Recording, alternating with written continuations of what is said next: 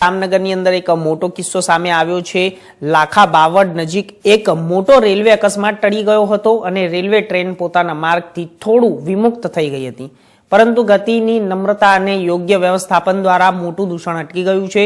સ્થાનિક રેલવે કર્મચારીઓ અને સિક્યુરિટી સ્ટાફે ઝડપી કાર્યવાહી કરીને ટ્રેનને સમયસર નિયંત્રણમાં લાવી દીધી છે અને આ ઘટનામાં કોઈ જાનહાનિ નહોતી થઈ અને યાત્રીઓને કોઈ પણ નુકસાન થયું નથી। તો રેલવે અધિકારીઓ માને છે કે આ ઘટના એક રક્ષણાત્મક પ્રણાલીઓને તેમની તકનીકી ઉપકરણો દ્વારા ટળી ગઈ છે, જે આઈસી શર્ટ્સ અને ભવિષ્યમાં આવી કોઈ પણ જાતની અસંતુલિત પરિસ્થિતિઓથી બચાવ કરશે।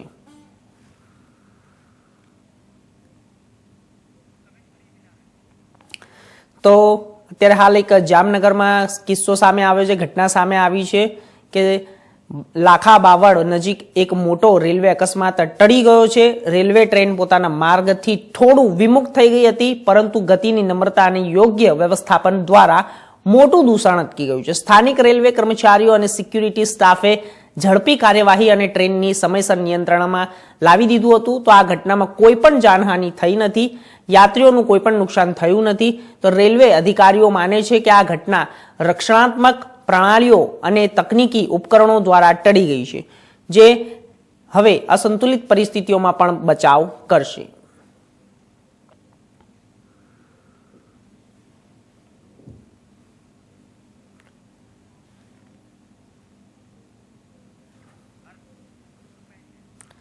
જી ચોક્કસથી। તો અમારી સાથે આ વિષય ઉપર વધુ માહિતી માટે જામનગરથી અમારા સંવાદદાતા હરદીપસિંહ જોડાઈ ગયા છે। હરદીપસિંહ, શું છે આખી ઘટના, જણાવશો દર્શક મિત્રોને?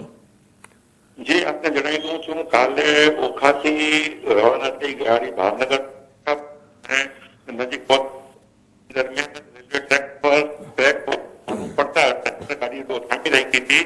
એક જાણ રેલવે તંત્ર દોડી આ કામ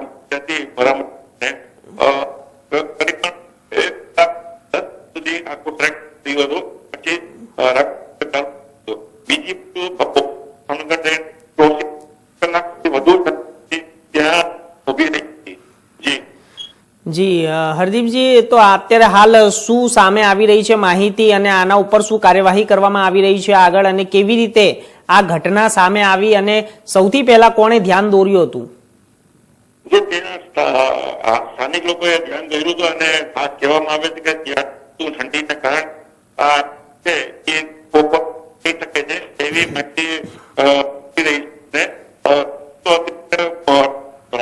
ચાલુ હવે જી હરદીપજી, આપનો અવાજ બહુ કપાવીને આવી રહ્યો છે, લાગે છે નેટવર્ક નથી મળી રહ્યું, આગળ વધીશું હવે।